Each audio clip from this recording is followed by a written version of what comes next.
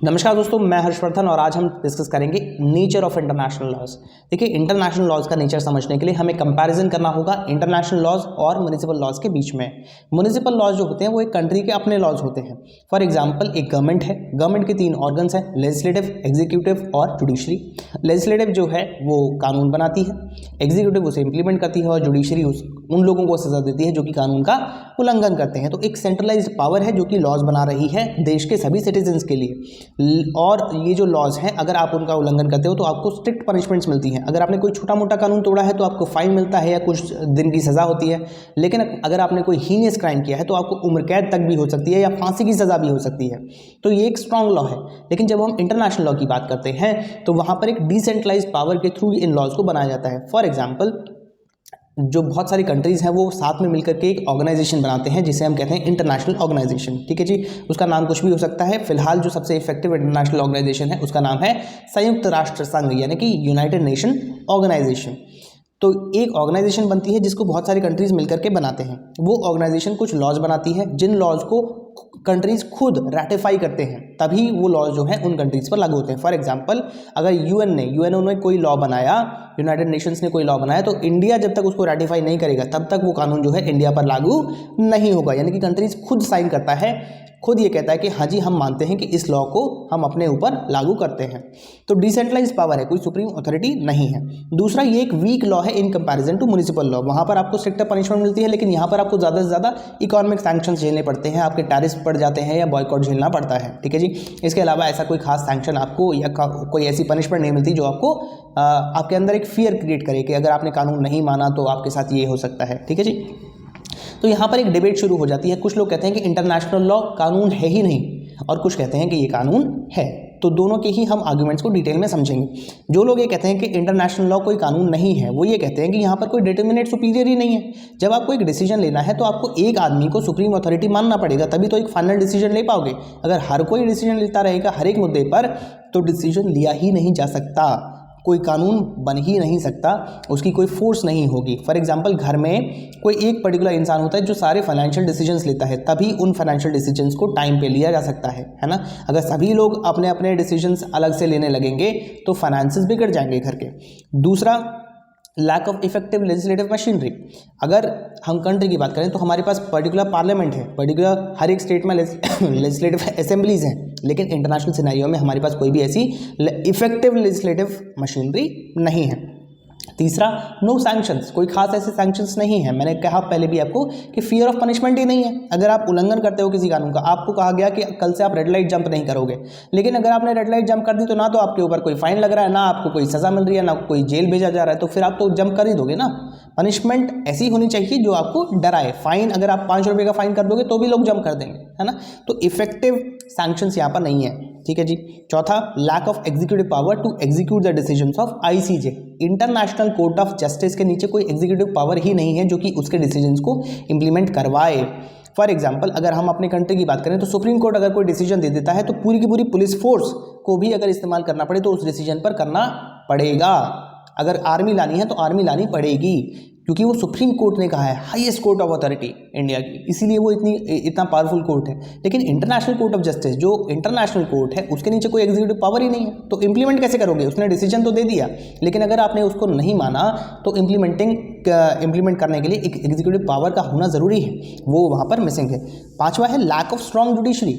अब international court of justice जो है उसका कोई भी डिसीजन आपके नेशनल कोर्ट के डिसीजन को ओवररूल नहीं कर सकता है। अगर सुप्रीम कोर्ट ने कोई डिसीजन दिया है और आईसीजे का डिसीजन उससे मैच नहीं करता है, तो ऐसा नहीं है कि आईसीजे के डिसीजन को आप वरीयता दोगे, ज़रूरी नहीं है। आप सुप्रीम कोर्ट का भी मान सकते हो और आईसीजे का भी मान सकते हो। तो यहाँ पर स्ट्रॉन्ग जुडिशरी की जो है वो कमी हमें दिखाई देती है इंटरनेशनल सिनेरियो के अंदर।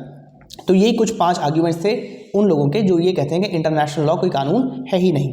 दूसरा, वो लोग हैं जो कि कहते हैं कि इंटरनेशनल लॉ एक प्रॉपर लॉ है। वो क्या कहते हैं साहब? वो ये कहते हैं कि जो लॉज हैं उनकी जो नींव है वो कस्टम्स हैं। ऐसा नहीं है कि जब एक आदमी एक किताब बनाएगा, उसमें कुछ लॉज को लिखेगा, उसको रेटिफिकेशन मिलेगा तभी वो एक कानून बनेगा। बहुत सारी कस्टम्स हैं जो सदियों से चले आ रहे हैं, जिसके बेस पर इंटरनेशनल लॉज को बनाया गया है और इसीलिए ये लॉज हैं। फॉर एग्जांपल, अगर आपसे कोई जो कंट्री है वो आपके साथ बहुत अच्छी ट्रेड रिलेशंस बना के रख रहा है, बहुत अच्छे ट्रेड रिलेशंस बना रहा है जिसमें आपको भी फ़ायदा हो रहा है, उसको भी हो रहा है, तो ऐसे केस में आपकी ड्यूटी बनती है कि आप उसके साथ कोई भी अनफेवरेबल ट्रेड प्रैक्टिस ना करें, है ना। और उसकी भी ये ड्यूटी बनती है कि जो रिलेशंस उसने बनाए हैं वो उसको बना कर रखे। तो ये कस्टम है ना। अगर वो आपके साथ गलत व्यवहार कर रहा है, आपकी बाउंड्रीज को छीनने की कोशिश कर रहा है, अपना क्लेम बढ़ा रहा है, तो आपको भी अपने क्लेम को प्रोटेक्ट करने के लिए कुछ स्टेप्स लेने होंगे। तो ये कस्टम है साहब, है ना। तो कस्टम्स भी इंपॉर्टेंट होते हैं। ऐसा नहीं है कि जब तक वो प्रॉपर रेटिफिकेशन नहीं बनेगा एक कोडिफाइड लॉ को, तब तक वो कानून नहीं बनेगा, है ना। तो इंटरनेशनल लॉ जो है वो कस्टम्स पर बेस्ड है और कस्टम्स इंपॉर्टेंट है, पहला पॉइंट। दूसरा, international treaties ratified by states are implemented. ऐसा नहीं है इंटरनेशनल ट्रीटीज जब बनती हैं तो इंप्लीमेंट नहीं होती। अगर आपने रेटिफिकेशन दिया है, जब तक आपने रेटिफिकेशन नहीं दिया आपकी चॉइस है, लेकिन अगर कंट्री ने रेटिफिकेशन दे दिया है, साइन कर दिया है इंटरनेशनल ट्रीटी के ऊपर, तो अब उसको मानना पड़ेगा, अदरवाइज उसके रेपरकशंस होंगे जो कि कंट्री को झेलने पड़ेंगे। तीसरा, in case of any international dispute also international treaties become very important. कभी भी जब कोई इंटरनेशनल डिस्प्यूट होती है, दो कंट्रीज के बीच में डिस्प्यूट हो जाती है, तो ऐसे केस में इंटरनेशनल ट्रीटीज़ का ही हमें सहारा लेना पड़ता है। फॉर एग्जांपल, जब हमारे विंग कमांडर अभिनंदन जब पाकिस्तान में रह गए थे सर्जिकल स्ट्राइक के दौरान, तो उनको वापस लाने के लिए इंटरनेशनल पीस ट्रीटी का ही सहारा लिया था इंडिया ने। ऐसा नहीं है कि सिर्फ ट्रीटी से काम चल जाता है, एक नेशनल स्ट्रेंथ भी आपकी होनी चाहिए, लेकिन इंटरनेशनल ट्रीटी को आप लीगली क्लेम कर सकते हो कि भैया ये सिग्नेटरी है, पाकिस्तान भी उस ट्रीटी का सिग्नेटरी है, इंडिया भी है, तो इसलिए पाकिस्तान को इस हमारे ऑफिसर को वापस देना चाहिए। चौथा है कि basis of international court of justice या यूनाइटेड नेशंस ऑफ ऑर्गेनाइजेशन, जो भी इंटरनेशनल ऑर्गेनाइजेशंस हैं, उनका जो बेसिस है दैट इज इंटरनेशनल लॉ। और ये जो इंटरनेशनल लॉ है वो कॉमन लॉज है for all the countries to govern the world. ठीक है जी, जितने भी कंट्रीज हैं पूरे वर्ल्ड में, पूरी दुनिया में, उनके कुछ कॉमन लॉज हम बनाते हैं और कॉमन लॉज के आधार पर ही हम इंटरनेशनल ऑर्गेनाइजेशंस बनाते हैं, जो कि आपकी यूनाइटेड नेशन ऑर्गेनाइजेशन है या इंटरनेशनल कोर्ट ऑफ जस्टिस है। जब तक हमारे पास कॉमन लॉज नहीं होंगे, आप किसी भी डिस्प्यूट को रिजॉल्व कैसे कर पाओगे। इंडिया कहेगा कि हम तो इस कानून को मानते हैं, पाकिस्तान कहेगा कि हम तो इस कानून को नहीं मानते हैं, तो डिस्प्यूट रिजॉल्व नहीं होगी, है ना। तो आपको कुछ कॉमन लॉज बनाने पड़ेंगे जिस पर कि सबकी सहमति हो, तभी आप डिस्प्यूट्स रिजॉल्व कर पाओगे। तो जो भी हमारी इंटरनेशनल ऑर्गेनाइजेशन है, इंटरनेशनल कोर्ट ऑफ जस्टिस है या यूनाइटेड नेशन ऑर्गेनाइजेशन है, वो सभी कुछ कॉमन लॉज पर बेस्ड हैं। तो इसलिए ये कानून है, प्रॉपर लॉ है, जो कि डिस्प्यूट रेजोल्यूशन में काम करता है। पांचवा है sanctions are also there by security council and economic sanctions. जो सिक्योरिटी काउंसिल है वो भी अपने सैंक्शंस लगाती है और इकोनॉमिक सैंक्शंस भी लगाए जाते हैं उन कंट्रीज के ऊपर जो कि इंटरनेशनल ट्रीटीज का उल्लंघन करते हैं, जो कि इंटरनेशनल लॉज का उल्लंघन करते हैं। तो ऐसा नहीं है कि सैंक्शंस नहीं है, है ना। अगर किसी कंट्री की इकोनॉमिक सिचुएशन बिगड़ जाती है तो पॉलिटिकल सिचुएशन भी स्टेबल नहीं रह सकती है। अगर आपके पास पैसा नहीं है तो शांति से कैसे जियोगे, सड़क पर उतर जाओगे, रिवोल्ट करोगे, रिवोल्यूशन लाओगे, है ना। तो कंट्री की पॉलिटिकल सिचुएशन बिगड़ जाएगी, अशांति आ जाएगी। तो इसलिए जो रेपरकशंस हैं वो बहुत ही सीरियस हो जाते हैं। बेशक सैंक्शंस उतने सीरियस नहीं हैं, लेकिन इसलिए जो इंटरनेशनल लॉज हैं वो अपने आप में कानून है जिनको कि फॉलो करना ज़रूरी है। छठा है violation is done with every kind of law including municipal law. अगर आप ये कहते हो कि जी इंटरनेशनल लॉ का तो वायलेशन बहुत ज़्यादा होता है, तो मैं ये कहना चाहता हूँ यहाँ पर ये जो लोग मतलब जो अपना आर्गूमेंट दे रहे हैं वो ये कह रहे हैं कि साहब कानून कहीं भी आप कितना भी स्ट्रिक्ट बना लो वायलेशन तो होता ही है। अगर आप ये कहते हो कि म्युनिसिपल लॉ का वायलेशन नहीं होता तो ये भी झूठ है। आप कितना भी स्ट्रॉन्ग कानून बना लो, चाहे सुप्रीम कोर्ट आपके केस में डिसीजन दे दे, फिर भी उसका वायलेशन होता है ना। कोई भी आपका कानून चाहे आपके कंट्री लेवल पे है या स्टेट लेवल पे या लोकल लेवल पे है, उसका वायलेशन होता है। जिसको करना है उसको करना है। कहते हैं ना कि जो ताले हैं वो शरीफ लोगों के लिए लगाए जाते हैं, चोर तो खिड़कियों से आते हैं, है ना। तो इसलिए जो अगर आप इस आधार पर ये कह रहे हो कि इंटरनेशनल लॉ कोई कानून नहीं है क्योंकि उसका वायलेशन होता है, तो ये कोई आधार नहीं है, क्योंकि कानून कहीं पे भी हो, कैसा भी हो, उसका वायलेशन होता है। तो कुल मिलाकर के हम इस कंक्लूजन पर आ सकते हैं कि अगर आप 150-200 साल पहले ये कहते कि इंटरनेशनल लॉ कोई कानून नहीं है, तो हम एक बार को मान सकते थे, क्योंकि उस समय हमारे पास ऑर्गेनाइज्ड इंटरनेशनल ऑर्गेनाइजेशंस नहीं थी जो कि सारे सिस्टम को मेंटेन कर सकें, लॉ एंड ऑर्डर मेंटेन कर सकें, इंटरनेशनल सिनेरियो में पीस को एस्टेब्लिश कर सकें। लेकिन आज हमारे पास एक प्रॉपर सिस्टम है। हमारे पास यूएन है, यूनाइटेड नेशंस ऑर्गेनाइजेशन है, हमारे पास इंटरनेशनल लेबर ऑर्गेनाइजेशन है, हमारे पास वर्ल्ड ट्रेड ऑर्गेनाइजेशन है, हमारे पास वर्ल्ड बैंक है, हमारे पास इंटरनेशनल मॉनेटरी फंड है ना। बहुत सारी ऐसे ऑर्गेनाइजेशन है, फूड एग्रीकल्चर ऑर्गेनाइजेशन है। तो बहुत सारी ऐसी ऑर्गेनाइजेशन है जो कि इंटरनेशनल सिनेरियो में एक ऑर्गेनाइज तरीके से काम कर रही हैं और जिसका कि सभी जो देश हैं दुनिया के वो उसका पालन कर रहे हैं, और अगर नहीं करते हैं तो उनको सजा भी दी जाती है, उनके ऊपर इकोनॉमिक सैंक्शंस भी इम्पोज किए जाते हैं, सिक्योरिटी काउंसिल के भी सैंक्शंस इम्पोज किए जाते हैं। ठीक है जी। तो आज आप ये नहीं कह सकते कि इंटरनेशनल लॉ कोई कानून नहीं है। हाँ, थोड़ा वीक है in comparison to municipal law, लेकिन कानून है, प्रॉपर कानून है। ठीक है जी। अब बात करते हैं बेसिस ऑफ इंटरनेशनल लॉ की, आधार क्या है इंटरनेशनल लॉ का, कैसे ये बना और कैसे ये इवॉल्व हुआ। तो उसकी कुछ थ्योरीज हैं साहब। सबसे पहली थ्योरी है theory of law of nature, natural laws.